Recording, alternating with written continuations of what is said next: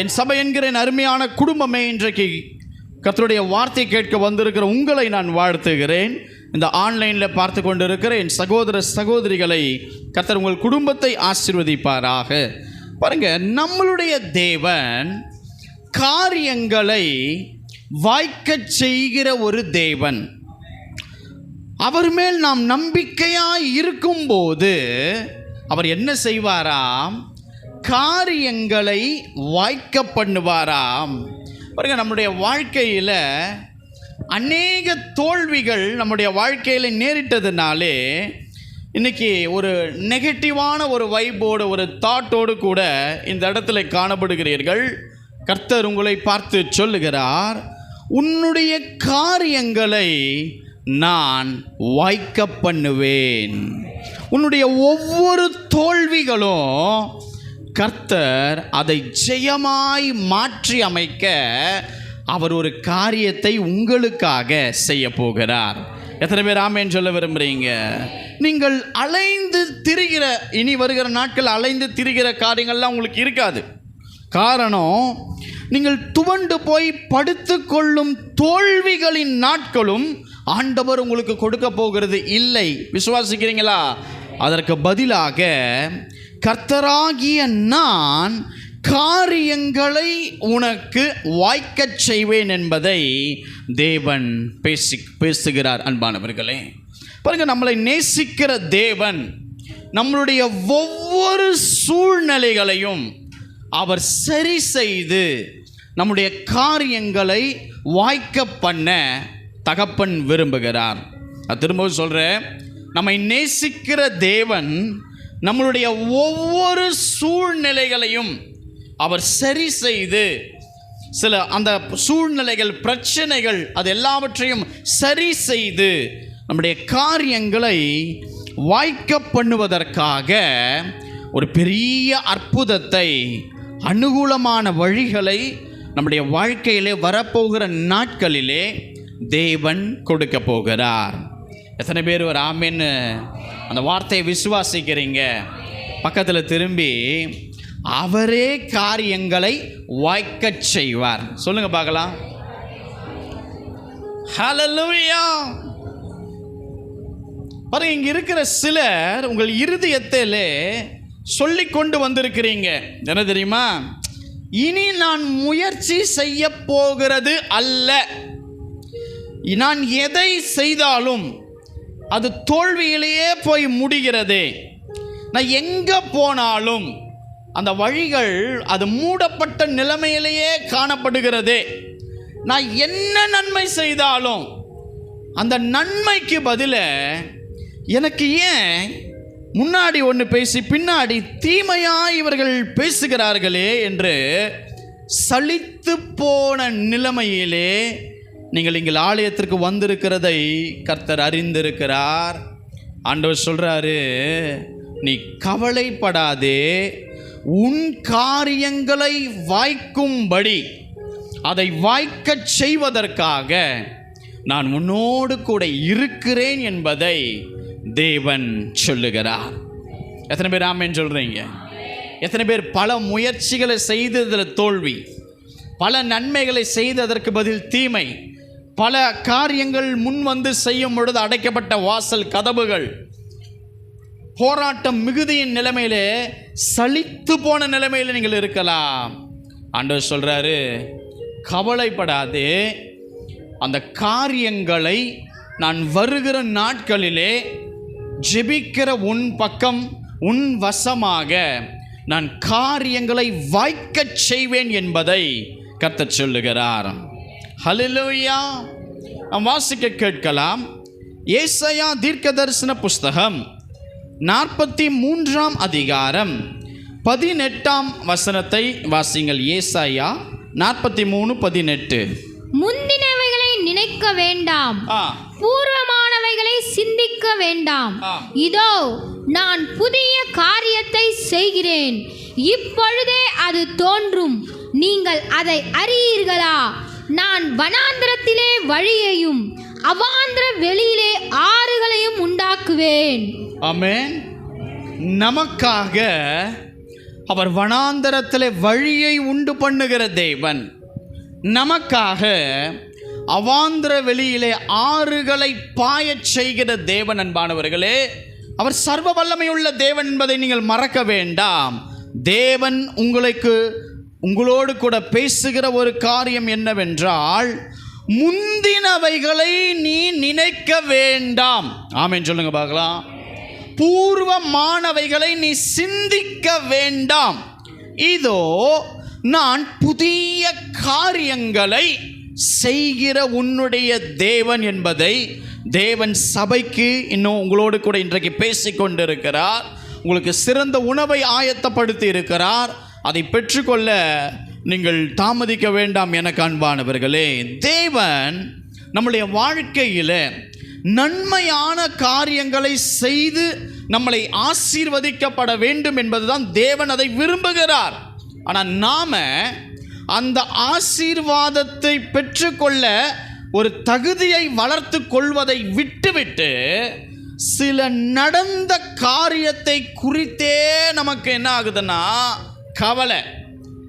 ஐயோ, இந்த மாதிரி நடந்துருச்சே, இந்த மாதிரி நடந்து போயிருச்சே என்று சொல்லி நடந்ததையே குறித்து நீங்கள் கவலைப்பட வேண்டாம் என்று தேவன் சொல்லுகிறார். நடந்த தோல்விகள், நடந்த பிரிவுகள், நடந்த இழப்புகள், நடந்த சண்டைகள், போராட்டங்கள், இதை குறித்து நீங்கள் திரும்ப திரும்ப அதை சிந்திக்க வேண்டாம் என்பதை தேவன் இந்த நேரத்தில் சொல்லுகிறார். காரணம், அந்த தேவன் அவர் புதிய காரியங்களை நம்முடைய வாழ்க்கையில் அவர் நடப்பிக்க போகிறார் என்பதை எத்தனை பேர் விசுவாசிக்கிறீர்கள்? அவர் புதிய காரியங்களை என் வாழ்க்கையிலே கொண்டு வரப்போகிறார் என்று உரிமை பாராட்டுகிறீர்களா? என் வாழ்க்கையிலே அவர் புதிய காரியங்களை செய்ய போகிறார். ஹல்லேலூயா! ஆம், பழையவைகள் ஒழிந்து போயின. எனக்கு அன்பானவர்களே, அவர் சகலத்தையும் இன்றைக்கு புதுப்பித்து தருகிற தேவன். ஆமென்.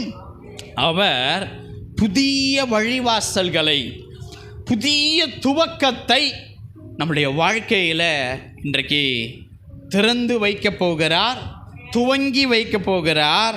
அந்த சிருஷ்டிப்பின் தேவன் நம்முடைய வாழ்க்கையில் இன்றைக்கு ஒரு பெரிய மாற்றத்தை உண்டாக்குவதற்காய் உங்களோடு கூட பேசிக்கொண்டிருக்கிறார். அவர் காரியங்களை வாய்க்கச் செய்கிற தேவன். ஆமென். அவர் நம்மளை உருவாக்கினவருங்க. அவர் நம்மளை சிருஷ்டித்த தேவன். பாருங்க, நாம் உருவாக்கப்பட்டது ஒரு முறை தான் ஆண்டவர் நம்மளை உருவாக்கினார். ஆனால் ஒரு வருஷத்தில் எத்தனை மாதம் நாம் கண்ணீரோடு காணப்பட்டு ஒரு உடைந்த நிலைமைக்கு போகிறோம். கொஞ்சம் யோசிச்சு பாருங்க. ஒரு மாதத்தில் 31 நாளில் 25 நாளும் நம்மளுடைய வாழ்க்கை எப்படி தான் காணப்படுகிறது? அப்படியாய் கண்ணீர் விட்ட ஒரு நிலைமையில் காணப்படுகிறது. அப்போது உருவாக்கின தேவன் நம்மளை உருவாக்கினது ஒரு முறை தான், ஆனால் பல முறை நாம் உடைந்து போகிறோம். பாருங்க, அவர் உடைந்து போனவர்களிடம்தான் காரியத்தை வாய்க்கச் செய்வேன் என்று பேசுவார். அவர் செத்து போன லாசருவைத்தான் வெளியே வா என்று கூப்பிடுவார். இங்கே ஜீவன் உள்ள காரியத்தை போய் தட்டி எழுப்புறதல்லங்க.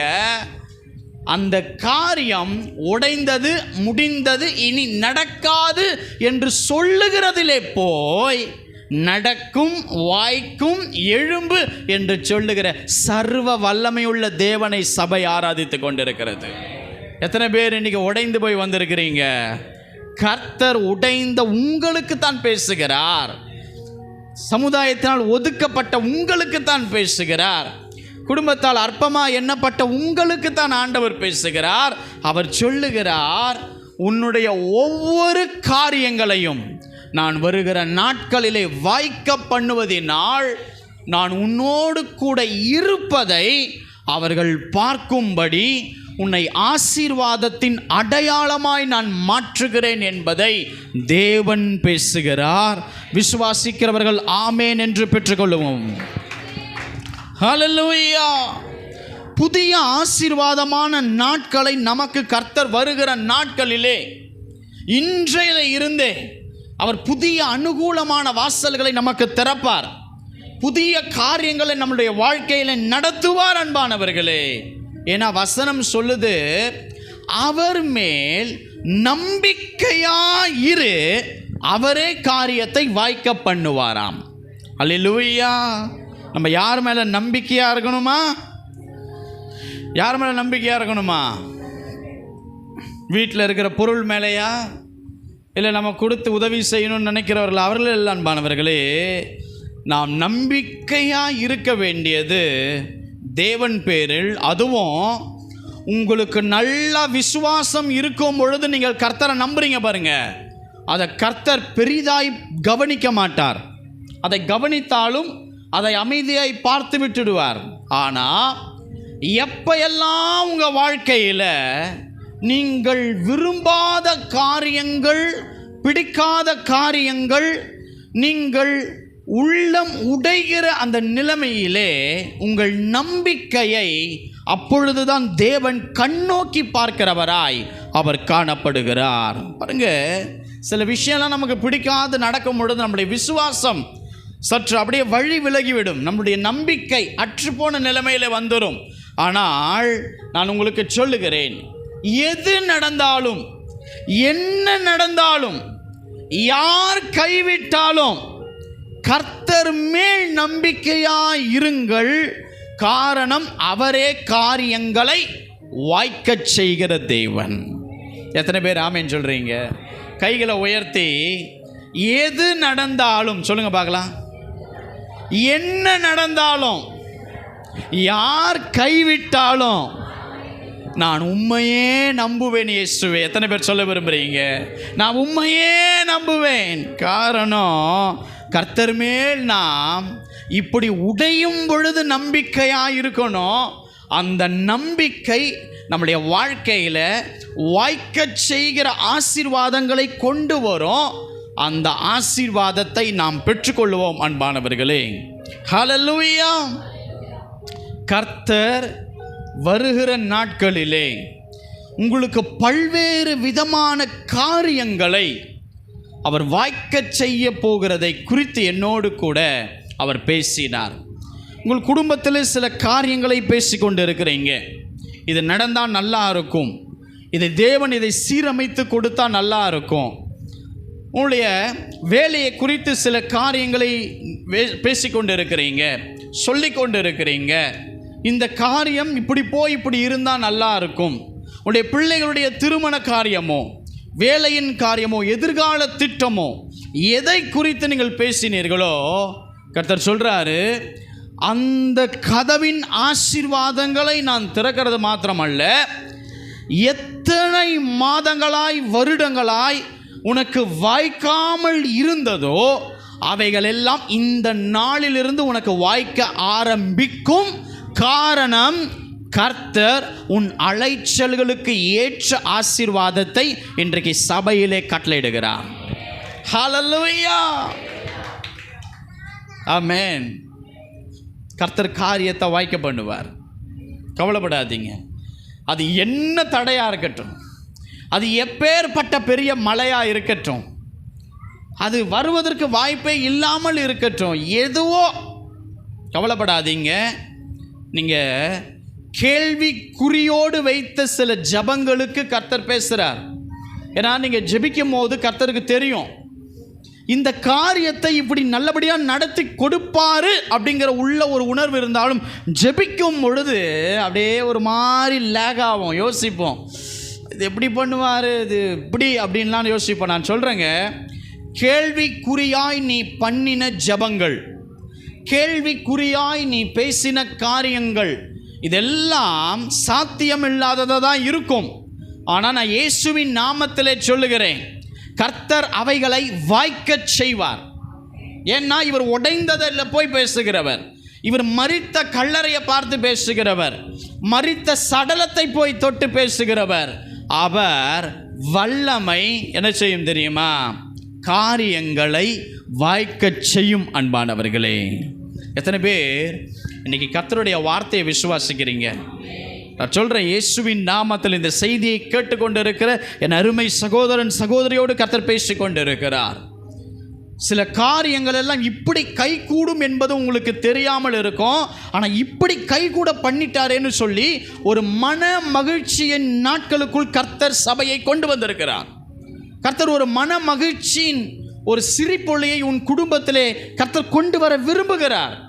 சொல்கிறேன், ஏது நடந்தாலும், என்ன புயல் வீசினாலும், படகு என்ன கவிழ்வதற்கு அது ஆட்டம் கொடுத்தாலும், உன்னை தள்ளுவதற்கு 1000 பேர் பக்கத்தில் இருந்தாலும் நீ விழுந்து போகிறது அல்ல. ஹல்லேலூயா! அப்படி விழுந்தாலும் உன்னை தூக்கி எடுக்கிற ஒரு தேவன் அந்த இடத்துல நின்று கொண்டிருக்கிறார். அவர் சொல்லுகிறார், என்மேல் நம்பிக்கையாயிரு. உன் விசுவாசத்தை நீ விட்டுவிடாதே. என்மேல் நீ நம்பிக்கையாய் இருக்கும்போது சில காரியங்களை நான் வாய்க்கும்படியாய் நான் அருள் செய்வேன் என்பதை கர்த்தர் பேசுகிறார். ஆமென். நாம் வாசிக்க கேட்கலாம்.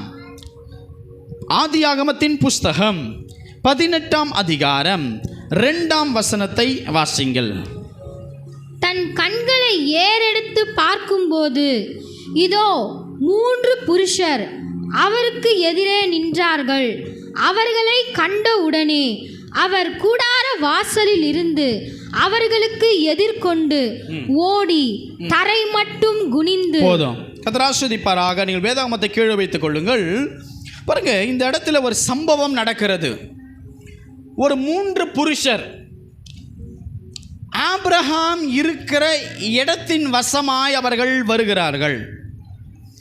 இந்த 3 புருஷரும் ஆபிரகாமுக்கு முன்பதாய் வந்து அவர்கள் நின்றார்கள்.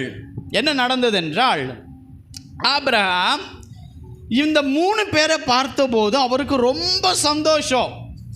ஐயோ, நீங்கள் வாங்கன்னு சொல்லி ஓடி போய் தரை மட்டும் குனிந்து அவர் சொல்கிறாரு, அடியனை விட்டு நீங்கள் கடந்து போயிடாதீங்க, நீங்கள் கொஞ்சம் இருங்க, இந்த இடத்துல இருங்க, உங்களுக்கு தேவையான உபசரணங்களை நான் செய்வேன்னு சொல்லி அந்த 3 பேர் வந்தது நிமித்தம் ஆபிரகாமுக்கு ஒரு பெரிய சந்தோஷம். அவர் குடுகுடுன்னு ஓடுறார். தீவிரமாய் கூடாரத்துக்குள்ள ஓடி போய் சாராள் கிட்ட போய் சொல்றாரு, சாராளே, நீ சீக்கிரமா மாவு பிசைஞ்சு என்ன பண்ண, அப்பத்தை சுடு. இப்படியாய் 3 புருஷர்கள் இங்கே வந்திருக்கிறாங்க, நீ சீக்கிரம் ப்ரிப்பேர் பண்ணி அவங்க சாப்பிடுவதற்கு உணவை ஆயத்தமாக்கி நீ கொண்டு வா அப்படின்னு சொல்லிட்டு அவருடைய மந்தையில் இருக்கிற ஒரு நல்ல இளம் கன்றை பிடித்து அவருடைய சமையல்காரன் கிட்ட கொடுத்து, எப்பா நீ சீக்கிரம் சமைத்துட்டு நல்ல டெலிஷியஸான ஒரு ஃபுட்டை நல்ல அழகாக ப்ரிப்பேர் பண்ணிட்டு சீக்கிரம் சமைச்சிட்டு வா, லேட் பண்ணாத அப்படின்னு சொல்லி அவர் அந்த இளம் கன்றுக்குட்டியை தரார். அந்த வேலைக்காரன் சீக்கிரமாய் அதை ப்ரிப்பேர் செய்து உணவை ஆயத்தமாக்கி கொண்டு வரான். இப்போ பாருங்க, இந்த 3 புருஷரும் அந்த இளம் கன்று நல்லா அவர்கள் அப்பமும் அந்த இறைச்சியும் சாப்பிட்டு திருப்தி அடைகிறார்கள். இப்போ அந்த 3 பேரும் கேட்கிறாங்க, உன்னுடைய மனைவி சாராள் எங்க அப்படின்னு கேட்குறாங்க. இப்போ அவர் சொல்றாரு, சாராள் கூடாரத்திற்குள்ள இருக்கிறாங்க. ஏன் வெளியே வரலை அப்படின்னா, நம்மளை ரொம்ப நாள் கழித்து பார்க்குற உறவினர்கள் நம்மளை எப்படி விசாரிப்பாங்க, நல்லா இருக்கீங்களா, ஏதாச்சும் விசேஷம் இருக்கா? ஏன்னா இந்த அம்மாவை கேட்டு கேட்டு கேட்டு இந்த அம்மாவுக்கு கண்ணீர் மாத்திரம்தான் மிச்சம். அது மட்டும் இல்லை, பெரிதளவுக்கு இருந்த விசுவாசம், சரீர உறுப்பின் அடையாளங்கள் மறிக்க மறிக்க மறிக்க இந்த அம்மாவுக்குள் இருக்கிற விசுவாசம் கொஞ்சம் கொஞ்சமாக வெளியே போயிருச்சு. யாரெல்லாம் அந்த அம்மாவை வீட்டு விசாரிப்பதற்கு வந்தாங்களோ அவங்க சந்தோஷமாக ஒரு நாள் சொன்னாங்க, கர்த்தர் தருவார், கர்த்தர் சரியான காரியத்தை செய்வார், கர்த்தர் ஏற்ற நேரத்தில் கொடுப்பார்னு விசுவாசமாய் பேசின சாராள் இப்ப கூடாரத்திற்குள் இருக்கிறார்கள், கூடாரத்திற்கு வெளியே வரவில்லை. காரணம், விரக்தியின் தன்மை அந்த தாயாரை மூடியது. இப்ப கேட்கிறாங்க அந்த 3 புருஷரும், சாராள் எங்க?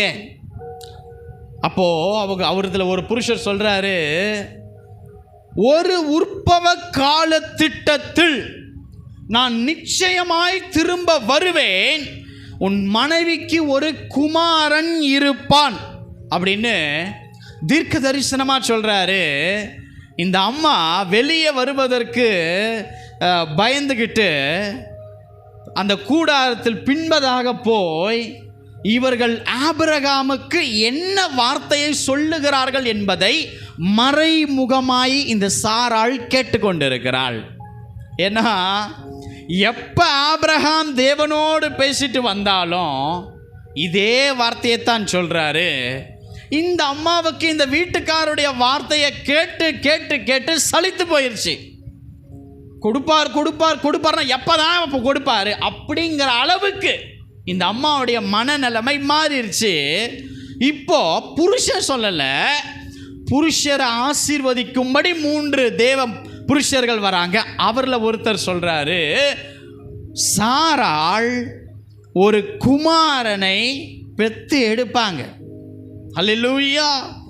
இந்த வார்த்தையை பின்னாடி கேட்டுக்கொண்டிருந்த சாராளுக்கு இன்னும் விரக்தியின் நிலைமை உண்டானது. பாருங்க, சாராள் இப்போ இருதயத்தில் நினைக்கிறாங்க, ஆபிரகாமும் சாராளும் முதியவர்கள் ஆகிட்டாங்க, ஸ்திரீகளுக்குள்ளே வருகிற வழிபாடும் நின்று போயிடுச்சு. சாராள் இதை நினைத்து நகைத்தாள் என்று வேதம் சொல்லுகிறது. நகைப்புனா ஏளனமா நகைக்கிறது இல்லைங்க.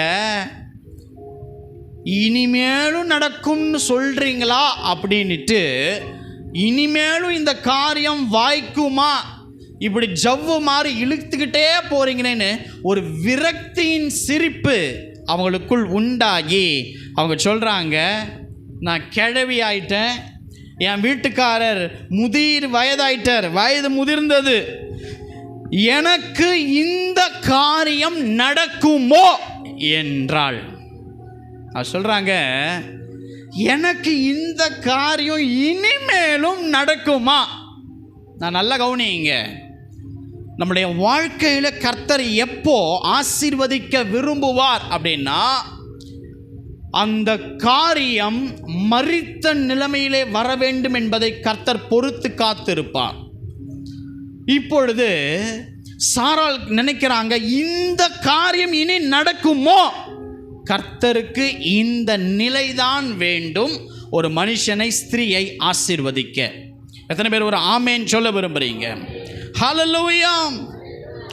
ஆண்டவர் அப்போ அந்த இடத்துல சொல்றாரு, சாராளை பார்த்து, கர்த்தரால் ஆகாத காரியம் உண்டோ அப்படின்னும் போது சாராளுக்கு பயம் வந்து குடுகுடுன்னு பின் ஒளிந்து கொண்டிருந்த நிலையிலிருந்து வெளியே வந்து, இல்லை இல்லை இல்லை, நான் நகைக்கலை, நான் சிரிக்கலை அப்படின்னு பொய் சொல்கிறாங்க. அதுக்கு அவர் சொல்கிறாரு, இல்லை நீ நகைத்தாய் அப்படின்னு சொல்கிறார். பாருங்க, கர்த்தர் பேசி கொண்டிருக்கிற காரியம் உங்களுக்கு சில பேருக்கு புரியலைன்னு நினைக்கிறேன். நல்லா கவனித்து கொள்ளுங்க. இன்றைக்கு சாராளுடைய நிலைமையில தான் உங்களுடைய ஆசீர்வாதங்கள் இன்றைக்கு காணப்படுகிறது. உங்களுடைய விரக்தியின் நிலைமை இன்றைக்கு அவர்களைப் போலத்தான் நீங்கள் உட்கார்ந்து கொண்டிருக்கிறீங்க. கர்த்தர் செய்வார், கர்த்தர் கொடுப்பார், கர்த்தர் மாற்றுவார் என்றீங்க, எதுவுமே நடக்க மாட்டேங்குது. அந்த வார்த்தையை மாத்திரம் நீங்கள் ரிப்பீட்டடாக கர்த்தர் என்னோடு கூட பேசுகிறாரேன்னு சொல்லி ஒரு ஆமேன்னு முழு மனதாய் சொல்ல முடியாமல் விரக்தி நிலைமையில் நீ உட்கார்ந்துருக்கிற. நான் உங்களுக்கு சொல்லட்டுமா, கர்த்தரால் ஆகாத காரியம் ஒன்றும் இல்லை. உன் மாம்சம் மரிக்கலாம், உன் சரீர உறுப்புகள் மரிக்கலாம், கர்த்தர் வார்த்தை மரிக்காது. அது ஜீவன் உள்ளது, அது செயல்பட துவங்க போகிறது. இனி வருகிற ஒவ்வொரு நாட்களிலும் கர்த்தர் புதிய காரியங்களை உன் வசமாய் திருப்ப போகிறார். வாய்க்காத காரியங்கள் எல்லாம் வாய்க்க போகிறது. நடக்காத நல் விசேஷங்கள் உன் குடும்பத்தில் நடக்க போகிறது. நடக்காத சில நல்ல காரியங்களின் ஒழுங்குகளை கர்த்தர் சீரமைத்து செய்ய போகிறார். விசுவாசிக்கிறையா? கர்த்தரால் ஆகாத காரியம் ஒன்றுமில்லை. அவர் சொல்லுகிறார், வருகிற நாட்களிலே ஒரு பெரிய ஆசீர்வாதத்தை நீ பெற்றுக்கொண்டு காணப்பட போகிறாய். விசுவாசிக்கிறவர்கள் தலைக்கு மேலாய்.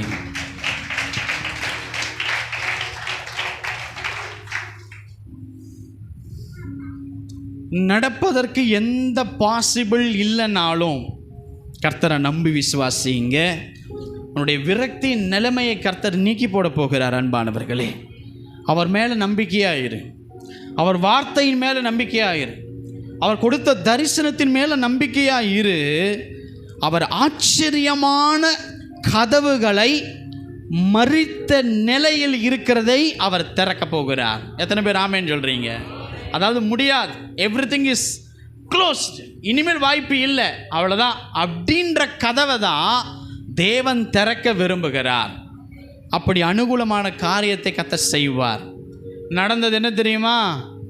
இந்த வார்த்தைகளை சாராளோடு கூட தேவன் பேசும் பொழுது ஆதியாகமம் 18 பேசுகிறார். இது எப்போ நடக்குது தெரியுமா? ஆதியாகமம் 21 கர்த்தர் சொன்ன காரியம் சாராளுக்கு வாய்த்தது. எத்தனை பேர் ஆமேன்னு சொன்னீங்களோ அவங்களுக்கு மாத்திரம்தான் கர்த்தர் ஆஸ்வதிக்க போகிறார்.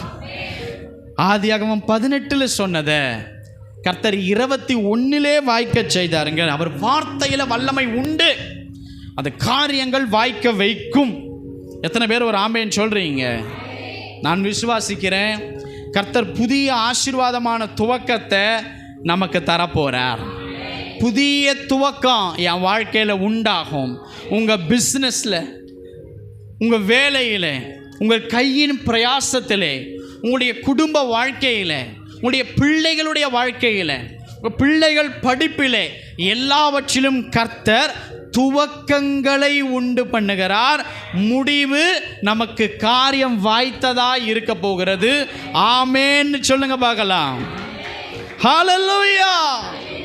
பாருங்க, இந்த ராகேல், இந்த யாக்கோபினுடைய மனைவி, இந்த ராகேல் பாருங்க, யாக்கோபுடைய முதல் மனைவியாகிய லேயாளை அவங்க எப்படி தெரியுமா பார்க்குறாங்க? வசனம் சொல்லுது, அற்பமாக பார்த்தாங்களாம். இத்தனைக்கும் சகோதரிகள் தான் 2 பேரும். லேயாளும் ராகேலும் சகோதரிகள் தான். ஆனால் ராகேல் லேயாளை எப்படி பார்க்குறாங்க தெரியுமா? அற்பமாக பார்க்குறாங்க. ஏன் அப்படின்னா, யாக்கோபு ராகேல் ஆகிய என் மேலே எவ்வளவு பிரியமாக இருக்கிறார் பாரு, உன் மேலே அவ்வளவு பிரியமே அவருக்கு இல்லை அப்படின்னு அற்பமாய், உன் அழகு பாரு, என் அழகு எவ்வளவு இருக்கு அப்படின்னு சொல்லி ராகேல் இப்படி ஒவ்வொரு காரியத்திலையும், கொடுக்கப்பட்ட ஒவ்வொரு அழகிலும், ஞானத்திலும், கணவருடைய அன்பிலும், எல்லாத்திலையும் கம்பேர் பண்ணி இந்த ராகேல் லேயாளை அற்பமாய் பார்த்தாள். அன்பானவர்களே, இவங்களை அற்பமாக பார்த்தது கூட ஒரு பெரிய விஷயம் அல்ல. ஆனால் வசனம் சொல்லுகிறது, கர்த்தர் அதை கண்டார். ஆமென். நான் யோசித்து பார்க்குறேன், ஆண்டவர் ஒரு சின்ன சின்ன விஷயங்களை கூட தம்முடைய பிள்ளைகள் வாழ்க்கையில் கவனித்து கொண்டு இருக்கிறார். அது எத்தனை பேர் விசுவாசிக்கிறீங்க? அவர் தேவன், அவர் எல் ஷடாய், அவர் சர்வ வல்லவர். ஆனால் சாதாரண நம்முடைய வாழ்க்கையிலே நாம் எங்கே உடைகிறோம், எதனால் உடைஞ்சி போகிறோம், கண்ணீர் துளி எதனால் வருது, ஒவ்வொரு நாளும் யார் என்ன பேசுகிறார்கள், உன் மனநிலைமை என்ன, எல்லாத்தையும் தேவன் காண்கிறவராய் இருக்கிறார் என்பதை மறந்து போகாதே. ராகேல் லேயாளை அற்பமாய் பார்த்ததை கர்த்தர் கண்டு என்ன பண்ணார் தெரியுமா? லேயாள் இது அப்புறம் லேயாள் என்னென்ன காரியங்களை வாழ்க்கையில் முயற்சி செய்கிறாளோ அதையெல்லாம் நான் வாய்க்க பண்ண போகிறேன் என்பதை கர்த்தர் நிர்ணயித்தார். அதை அவளுக்காக செய்து முடித்தார். காரணம், சகோதரி அவளை அற்பமாய் பார்க்கிறதையும் கர்த்தர் கண்டு அவள் காரியங்களை தேவன் வாய்க்கச் செய்தார். எனக்கு அன்பானவர்களே, இன்னைக்கு உங்களை அற்பமா பார்க்கிறாங்களா? கவலைப்படாதீங்க, கர்த்தர் உங்களை ஆசீர்வதிக்க போகிறார். உங்க நிந்தை மாறப்போகிறது. சந்தோஷமான மகிழ்ச்சியின் நாட்களை கர்த்தர் உங்களுக்கு தரப்போகிறார். அன்பானவர்களே, எத்தனை பேர் விசுவாசிக்கிறீங்க? சந்தோஷமான மகிழ்ச்சியின் நாள் அழுகிற எனக்கு கர்த்தர் தரப்போகிறார். பக்கத்தில் திரும்பி, சந்தோஷமான மகிழ்ச்சியின் நாள் அழுகிற என் வாழ்க்கையில் கர்த்தர் தரப்போகிறார்.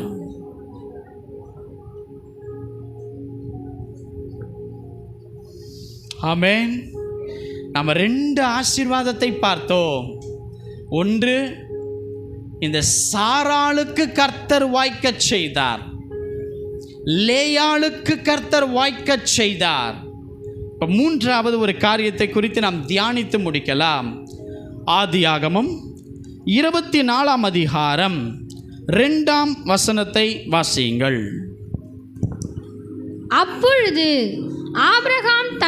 ஆபிரகாம் ஐயா தன் வீட்டில் உள்ளவர்களில் வயதில் மூத்தவரும் தனக்கு உண்டான எல்லாவற்றிற்கும் அதிகாரியும் ஆகிய தன் ஊழியக்காரரை நோக்கி, நான் குடியிருக்கிற கானானியருடைய குமாரத்திகளில் நீ என் குமாரனுக்கு பெண் கொள்ளாமல் நீ என் தேசத்துக்கும் என் இனத்தாரிடத்திற்கும் போய் என் குமாரனாகிய ஈசாக்குக்கு பெண் கொள்வேன் என்று. போதும் பாருங்க, ஆபிரகாம் ஒரு பிரயாணத்திற்கு தன்னுடைய ஊழியக்காரனை ஆயத்தப்படுத்தி அனுப்புகிறார். அது எப்படி காரியம் வாய்க்குதுன்னு கொஞ்சம் கவனிங்க. பாருங்க, தன்னுடைய வீட்டிலே மூத்தவர் இந்த எலியேசர், அடுத்து தன்னுடைய வீட்டு விசாரணைக்காரனாக இந்த எலியேசர் ஆபிரகாமுடைய வீட்டானுடைய ஒரு சிறந்த ஊழியக்காரனாய், சிறந்த ஒரு மூத்தவராய், தன்னுடைய வீட்டு காரியங்களை ஒழுங்குபடுத்துகிற ஒரு நல்ல ஊழியக்காரனாய் இந்த எலியேசர் ஆபிரகாமோடு கூட காணப்பட்டார். இப்போ நல்லா கவனிங்க. இப்போ ஆபிரகாம் இந்த எலியேசரை கூப்பிட்டு ஒரு பெரிய பொறுப்பை கொடுக்கிறார். நல்லா கவனிங்க, ஒரு பெரிய பொறுப்பை தரார். வருகிற நாட்களில் கர்த்தர் செய்கிறதை பேசுகிறார் உங்களுக்கு. அவர் சொல்றாரு, ஆபிரகாம், எலியேசர், இப்போ குடியிருக்கிற இந்த கானானியருடைய குமாரத்திகளை என் மகனுக்கு நான் இவங்களுக்கு கொடுப்பதற்கு எனக்கு பிரியம் இல்லைப்பா, அது தேவ சித்தமும் அல்ல. நீ என்ன பண்ணு, பிரயாணமாய் கிளம்பி மெசபொட்டோமியா, அது சிட்டி ஆஃப் நாகூர் என்று ஆங்கில வேதாகமத்திலே சொல்லுகிறார்கள், அந்த தேசத்துக்கு நீ போய் என்னுடைய இனத்தாராகிய நீ போய் என் மகன் ஈசாக்குக்காக நீ பெண் கொள்ள வேண்டும் என்று ஆபிரகாம் எலியேசரிடம் ஒரு பெரிய பிரயாணத்தை, ஒரு ஊழியத்தை, ஒரு காரியத்தை நம்பி கொடுத்து அனுப்புகிறார். நல்லா கவனிங்க, இந்த எலியேசருடைய ஜெபம் அது ரொம்ப முக்கியமானது. அதுதான் நம் சபை கடைசி காலத்தில் ஜெபிக்க வேண்டிய ஜெபங்களில் ஒன்று. இப்போ இந்த எலியேசர் 10 ஒட்டகங்களை கூட்டிக் கொண்டு ஆபிரகாம் இருந்த இடத்திலிருந்து இந்த மெசொபொட்டோமியா என்கிற தேசத்திற்குள் அவர் கடந்து வருகிறார். அப்போ ஆபிரகாம் ஒரு வார்த்தையை தெளிவாக சொல்றாரு, இங்க பார் எலியேசர், நீ போ, ஆனால் என்னுடைய மகனை நீ அழைத்து கொண்டு போகாதபடி நீ எச்சரிக்கையா இரு. என் மகனை நீ அழைத்து கொண்டு போகாத. பாருங்க, இதுல 1000 ஆசீர்வாதமான ஒரு காரியம் இந்த இடத்துல அடங்கி இருக்கிறது. அன்பானவர்களே, என் மகன் வாலிப பையன், அதுக்கு அந்த இடத்துல ரட்சிக்கப்படாதவங்க இருக்கிறாங்க. அவன் போய் யாரையாவது தவறாய் நேசித்து ஆண்டவருக்கு விருப்பமில்லாத செஞ்சிட போகிறான். நீ என்ன பண்ணு, நீ அந்த பெண்ணை கூட்டிட்டு வா, அவனை கூட்டிட்டு போகாத, நீ எச்சரிக்கையா இரு. எனக்கு நியமிக்கப்பட்டவள் இவள்தான் என்பதை தேவன் நியமித்த சித்தத்துக்கு அப்புறம் ஈசாக்கு பார்க்கட்டும். அந்த சித்தத்திற்கு முன்பதாய் அவளை காண்பான் என்றால் நான் உனக்கு கணக்கு கேட்பேன், நீ எச்சரிக்கையா இரு, என் மகனை கூட்டிட்டு போகாதன்னு சொல்லி எலியேசரிடம் சரியான ஞானமாய் ஆபிரகாம் ஒரு ஆலோசனையை கொடுத்து அனுப்புகிறார். இப்போ மெசபொட்டோமியா என்கிற இடத்திற்கு 10 ஒட்டகங்களுடன் பல உச்சிதமான பொருட்களையும் இந்த எலியேசர் கையில் கொண்டு வருகிறார். இப்போ நல்ல கவனிங்க, அவர் வந்து சேர வேண்டிய இடத்திலே வந்து சேர்ந்துட்டார். அவருக்கு ஒன்றுமே புரியலை. ஏன்னா புரியாத தேசம், புரியாத மக்கள், இதில் எப்படி தேவ சித்தத்தை நான் சரியாய் அறிந்து கொள்வது, இந்த காரியத்தை கர்த்தர் எப்படி வாய்க்க செய்வார் என்று புரியாத ஒரு நிலைமை எலியேசருக்கு காணப்பட்டது. இந்த காரியம் எப்படிப்பா நடக்கும், இவர்கிட்ட போய் என்னால் முடியாதுன்னு சொல்ல முடியாது, நம்ம எஜமானன் எதை செஞ்சு சொன்னாலும் நம்ம செய்கிறதான நம்ம வழக்கம், இதை என்கிட்ட தனியாக கொடுத்துட்டு அனுப்பிட்டாரே, ஒருவேளை அவர் வந்திருந்தா ஐயோ அவருடைய இனத்தார்கள் ஓடி வந்துருவாங்க, இப்போ அவர் இனத்தார் யாருன்னே கண்டுபிடிக்கிறதுக்கு எனக்கு எப்படி காரியம் வாய்க்கும்னு சொல்லி அந்த பிரயாணத்திலே பல புலம்பலோடு கூட மெசபொட்டோமியா பட்டணத்துக்கு அவர் கிளம்பி வரார். நல்லா கவனிங்க, அவர் ஜெபம் செய்கிறார். என்ன ஜெபம் பண்றார் தெரியுமா? ஜெபம், கர்த்தாவே நீர் எனக்கு காரியத்தை வாய்க்க பண்ணி என் எஜமானாகிய ஆபிரகாமுக்கு தயவு செய்தருளும், எனக்கு இந்த காரியத்தை வாய்க்க பண்ணி கொடுங்க, ஏன்னா எனக்கு எதுவுமே தெரியல ஆண்டவரேன்னு சொல்லி இந்த எலியேசர் ஒரு சரியான ஜெபத்தை செய்கிறார். பாருங்க, பார்த்ததுக்கு அப்புறம் முடிவெடுக்கிறது இல்லைங்க தேவ சித்தம். காணாமல் இருக்கும் பொழுதே கர்த்தர் வார்த்தையை பிடித்து விசுவாசித்து அதை வைத்து கொண்டு செயல்படுகிறவன் தான் விசுவாச வீரன். எத்தனை பேர் ஒரு ஆமேன் சொல்றீங்க? ஹல்லேலூயா. நம்ம எல்லாம் நிறைய விஷயங்கள் தவறுகிறோம். கர்த்தர் உன்னிப்பா பேசிக்கொண்டு இருக்கிறார். அதை சரியா கவனித்துக் கொள்ளுங்கள் அன்பானவர்களே. அவர் சரியான ஜெபத்தை பண்றாரு. கர்த்தாவே நீர் எனக்கு காரியத்தை வாய்க்க பண்ணி என் எஜமானனாகிய ஆபிரகாமுக்கு தயவு செய்தருளும் என்று ஜெபம் பண்றார். இப்போ அவர் தண்ணீர் துறவண்டையிலே வந்து நிற்கிறார். அந்த ஊர் பெண்கள் தண்ணீர் மொள்ளுவதற்கு அந்த இடத்துல வருவார்கள்.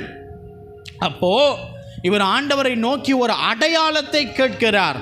தேவனே, நான் இந்த தண்ணீர் துறவண்டையிலே நிற்கிறேன். இப்போ நிறைய பெண்கள் தண்ணீர் மொண்டு கொள்ளுண்டு போவதற்காக வருவாங்க.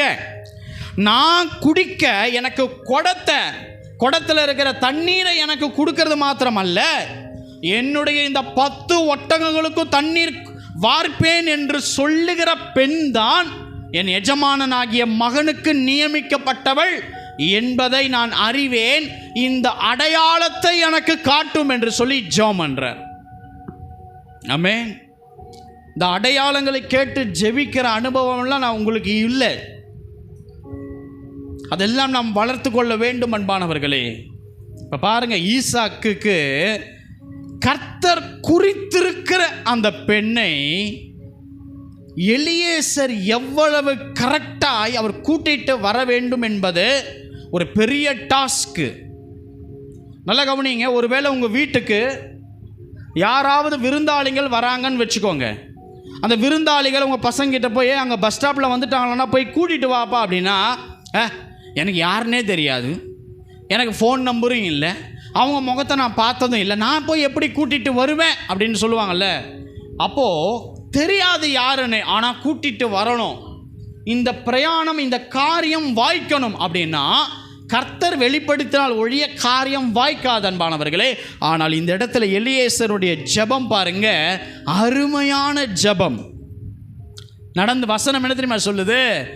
இவர் அடையாளத்தை கேட்டு கொண்டிருந்த உடனே சொல்லி முடிக்கும் உடனே ஒரு பெண் அந்த குடத்தை சுமந்து கொண்டு தோள் மேலே வைத்து கொண்டு தண்ணீர் மொள்ளுவதற்காய் வருகிறார்கள். நல்லா கவனிங்க, அந்த மகள் ஆபிரகாமுடைய இனத்தார் என்பது இந்த எலியேசருக்கு அப்போ தெரியாது. தேவன் எப்படி காரியங்களை வாய்க்கச் செய்வார் என்பதை சற்று கவனித்து பாருங்கள். ரெபேக்காள் என்கிற பெண் அவருக்கும் முன்பதாய் குடத்தை தூக்கிட்டு வரும் பொழுது, எனக்கு கொஞ்சம் குடிக்க தண்ணி கொடுமா அப்படின்னு கேட்கும்போது, உங்கள் 10 ஒட்டகங்களுக்கும் நான் கொண்டு வார்ப்பேன். நல்லா கவனிங்க, ஒரு ஒட்டகம் எவ்வளோ தண்ணி குடிக்கும் தெரியுமா? அது வயிற்றுக்குள்ளேயே அந்த தண்ணீரை ஒரு இடத்துல சேமித்து வைத்து கொள்ளுகிற ஒரு கெப்பாசிட்டி இந்த ஒட்டகத்துக்கு இருக்குது. அதாவது வயிற்றுக்குள்ள ஒரு பை இருக்கும், அந்த பையில் இதுக்கு தேவையான தண்ணீரை எடுத்துக்கும். இந்த தண்ணீர் இதுக்கு எப்போ தாக அடிக்குதோ அந்த இடத்துல இருந்து எடுத்து சரியாய் அதுக்கு மற்ற காரியங்களுக்கு ஆர்கன்ஸுக்கு சப்ளை ஆகும். நல்ல அப்படி சேகரித்து கொள்ளும் இந்த தண்ணீரை ஒட்டகம். அப்போது 10 ஒட்டகத்துக்கு அவங்க தண்ணீர் எத்தனை தடவை அவங்க மொண்டு கொடுத்துருக்கணுன்றதை கொஞ்சம் யோசித்து பாருங்க. ஆனால் இந்த ரெபேக்காள் இவர் கேட்ட அந்த அடையாளத்தை கர்த்தர் தாமதமாய் கொடுக்கல, அடையாளத்தை கேட்ட உடனேயே கர்த்தர் வாய்க்கச் செய்தார். இப்போ இந்த மனிதனுக்கு ரொம்ப ஆச்சரியம், எலியேசருக்கு பயங்கர ஆச்சரியம். என்னடா இது, நாம வேற பொண்ணை போய் பார்க்கல, 2-3 போய் பார்க்கல, அடுத்தடுத்த காரிய தேசத்தில் போய் சுற்றி திரியல, ஜெபம் பண்றோம், கர்த்தர் உடனே வாய்க்க செய்தாரேன்னு சொல்லி இந்த எலியேசருக்கு பெரிய ஆச்சரியம் வந்தது. அன்பானவர்களே, கர்த்தர் எலியேசருடைய பிரயாண காரியங்களை வாய்க்கச் செய்தார். இந்த காரியம் கர்த்தரால் வந்தது என்று சொல்லி அவர் சந்தோஷமாய் அங்கே தங்கி காலையில் ரெபேக்காளை ஈசாக்குக்காய் கூட்டிக் கொண்டு போய் அந்த ஊழியத்தை சரியாய் செய்து முடிக்கிறார். முதல்ல பார்த்தோம், சாராளுக்கு வழிபாடு நின்று போனாலும் கர்த்தர் காரியங்களை வாய்க்கச் செய்தார். லேயாள் அற்பமாய் எண்ணப்பட்டாலும் லேயாளுக்கு காரியங்களை வாய்க்கச் செய்தார். 3வது, எலியேசருடைய பிரயாணத்தை தேவன் வாய்க்க பண்ணுகிறார். உங்கள் வாழ்க்கையிலும் வருகிற நாட்களிலே கர்த்தர் இப்படி நல்ல காரியங்களை உங்கள் குடும்பத்துக்கு தேவன் வாய்க்கச் செய்ய போகிறார். இயேசுவின் நாமத்திலே சொல்கிறேன், உங்கள் பிரயாணங்கள் வாய்க்கும், உங்களுடைய காரியங்கள் வாய்க்கும், உங்கள் முயற்சிகள் வாய்க்கும். உங்களுடைய ஜெபத்திற்கு அடையாளமான ஆசீர்வாதத்தை கர்த்தர் தரப்போகிறார். விசுவாசிக்கிறவர்கள் தலைக்கு மேலே.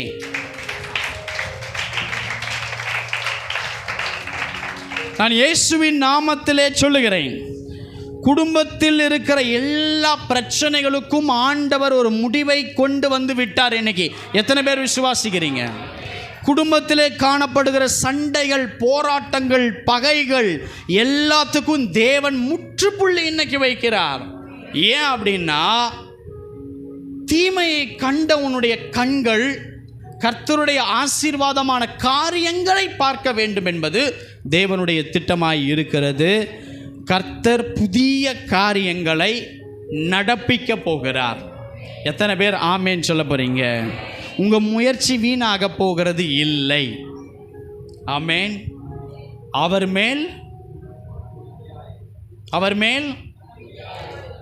மேல் நம்பிக்கையாயிரு, அவர் காரியத்தை வாய்க்கச் செய்வார். இன்னைக்கு நம்மளுடைய வாழ்க்கையில் ஏன் இவ்வளவு அழுது கொண்டு இருக்கிறோம் தெரியுமா? நம்ம வாழ்க்கையில் ஏன் இவ்வளவு பிரச்சனையில் நம்ம விழுந்துட்டோம் தெரியுமா? நம்ம வாழ்க்கையில் இவ்வளவு நம்ம புலம்புறதுக்கு காரணம் என்ன தெரியுமா? இதெல்லாம் நடப்பதற்கு ஒரே காரணம்தான் அன்பானவர்களே. உங்கள் வழிகளை கர்த்தருக்கு ஒப்புவிப்பதற்கு நீங்கள் கற்றுக்கொள்ள வேண்டும். உங்கள் வழியை உங்கள் வாழ்க்கையில் அவர் சித்தத்தின்படி நடப்பதற்கு உங்கள் வாழ்க்கையை நீங்கள் 100% கொடுத்துவிட வேண்டும். காரணம், நம்மளுடைய சித்தம், நம்மளுடைய திட்டம், நம்மளுடைய பிளானு, நம்மளுடைய மாம்சம் சொல்லுகிற சமாதானத்தின் தன்மை, இதையெல்லாம் நம்பி போய்தான் பல தோல்விகளும் இழப்புகளுக்குள்ளாக இன்றைக்கு நாம் உட்கார்ந்து கொண்டிருக்கிறோம். கர்த்தர் சித்தத்தின்படி காரியங்களை செய்ய ஒப்பு கொடுங்கள். கர்த்தர் கிட்ட எலியேசரை மாதிரி ஒப்பு கொடுக்கிற ஜெபம், அந்த ஜெபத்திலே நம்ம எல்லாம் ஜெபம் பண்ணுறோம். ஆண்டவரே, உம்முடைய சித்தம் என் குடும்பத்தில் நடக்கட்டும், ஜெபம் பண்ணுவோம். கர்த்தர் அந்த சித்தத்தை கையில் எடுத்து வருவதற்கு முன்பதாய் நாமே அந்த காரியங்கள் எல்லாம் செஞ்சு முடித்திருப்போம். பல நாள் தேவன் வெறுமையாய் ஆசீர்வாதத்தை கொண்டு திரும்பி போயிருக்கிறார். இதுக்கு காரணம் என்னன்னா, நம்ம வழியா அவர்கிட்ட கொடுக்கறது மாத்திரமல்ல, உங்க சித்தம் நடக்கணும்னு சொல்றது மாத்திரமல்ல, அந்த செயல்ல காத்திருக்கிற தன்மையும் பொறுமையும் நிதானமும், உங்க சித்தத்தை தவிர வேற ஏதாவது மாறி நடந்துட போகுதுன்ற ஒரு பயம் நமக்குள் காணப்படும் என்றால், கர்த்தர் அடையாளத்துடன் சொல்லி அந்த காரியத்தை வாய்க்க பண்ணுவார்.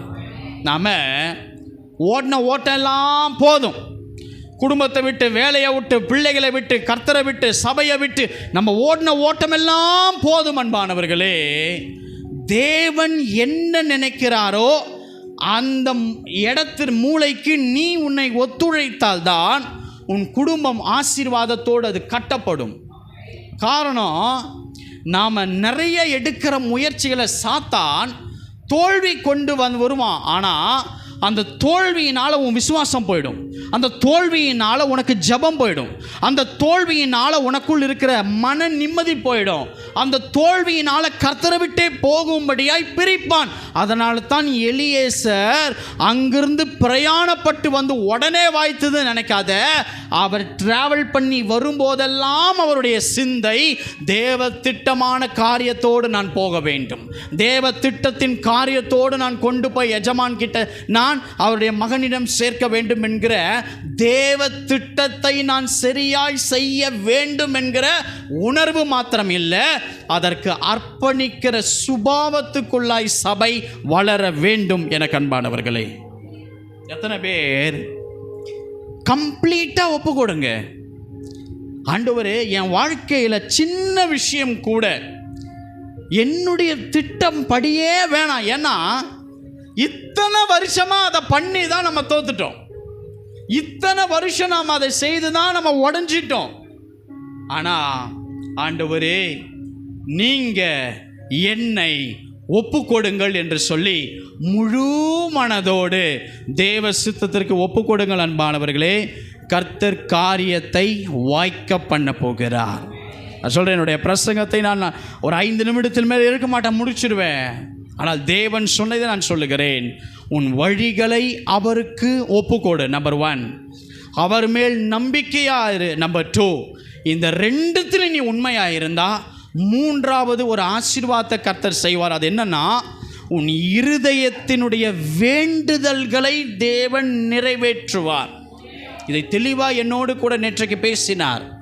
என் பிள்ளைங்க அவங்க வாழ்க்கையை என் கரத்தில் ஒப்பு கொடுத்தா, என் மேலே நம்பிக்கையாக இருந்தா நான் ஒரு காரியத்தை செய்வேன். அது என்னன்னா, இருதயத்தின் வேண்டுதல்.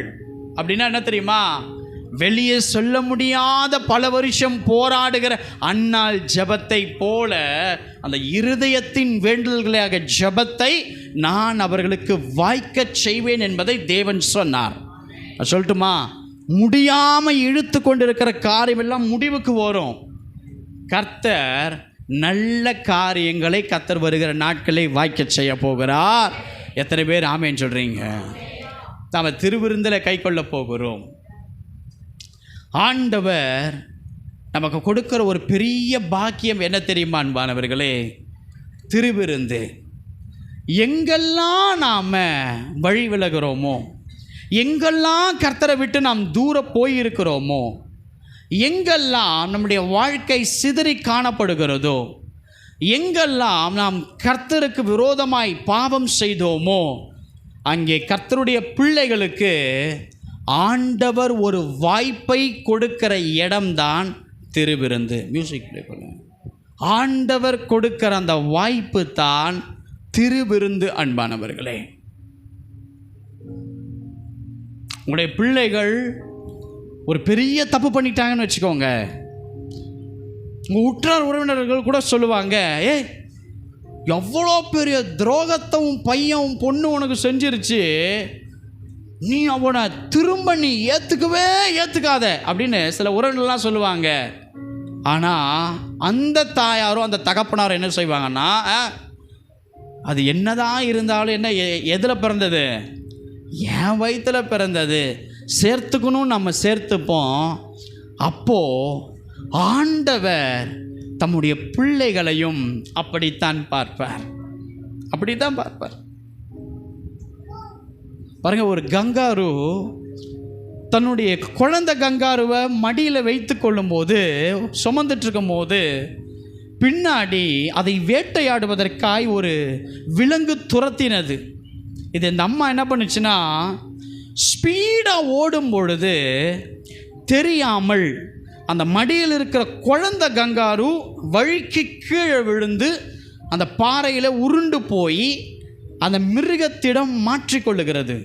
அந்த தாயார் தூரத்தில் போனோன்னு ரியலைஸ் பண்ணுது அந்த கங்காரு, ஐயோ, என் மடியில் இருந்த என் மகன் கங்காரு இல்லையே, நான் சுமந்தவன் இல்லையேன்னு சொல்லி அங்கேருந்து திரும்ப பார்த்து ஓடி வருது. எங்கே கீழே விழுந்துச்சோ அந்த குட்டி கங்காருவை அதை எடுத்து திரும்பவும் வைத்து கொண்டு இரையாக கூடாதுன்னு சொல்லி ஓடுது. அன்பானவர்களே, இன்றைக்கி அந்த நிலைமையில தான் நம்ம சபையில் உட்கார்ந்து இருக்கிறோம்.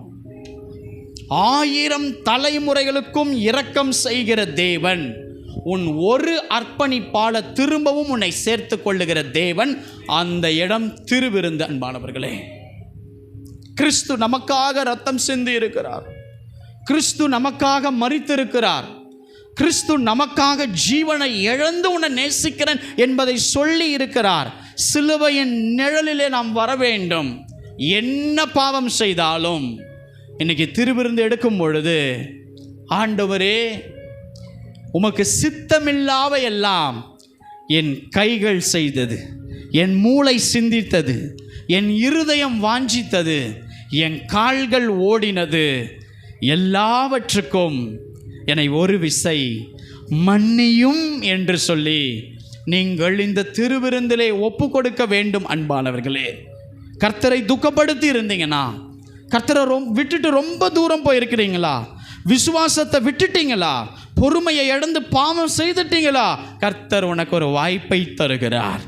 உங்களை முழுவதும் இந்த திருவிருந்திலே ஒப்பு கொடுங்கள்.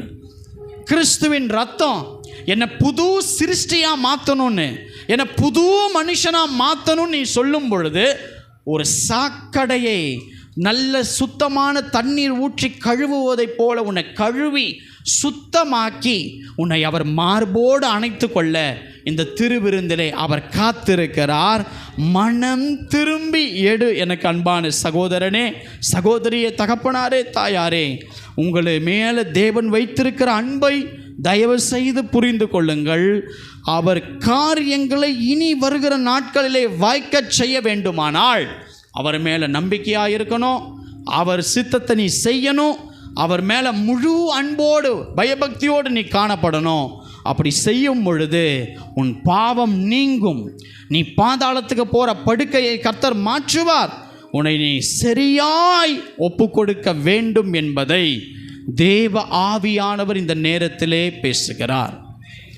எத்தனை பேர் திருவிருந்துக்கு முழு மனதோடு ஒப்பு கொடுக்குறீங்க?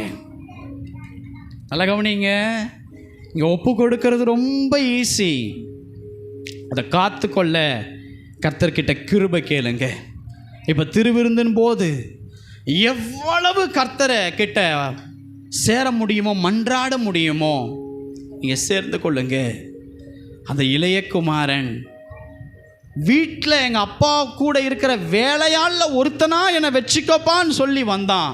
அவங்க அப்பா, வேலையாட்கள்லாம் இருக்காங்கப்பா, நீ தவறு செய்தாலும் என்னுடைய மகன் என்று சொல்லி அவருக்காக ஒரு கன்றை அடித்தார், புது பாதரட்சியை கொடுத்தார். புது அங்கியை கொடுத்தார், புது முத்திரை மோதிரத்தை அந்த தகப்பன் இளைய குமாரனுக்கு தந்தார். அதே போல இன்றைக்கு காரியத்தை வாய்க்கச் செய்ய உன் அர்ப்பணிப்பை கர்த்தர் கவனிக்கிறார். இருக்கிற இடத்திலேயே நீங்கள் முழங்கால் படியிட்டோ நின்று கொண்டோ உங்கள் பாவத்தை அறிக்கை செய்யுங்கள். பண்ண தவறுக்கெல்லாம் கர்த்தர்கிட்ட சரண்டர் ஆகுங்க.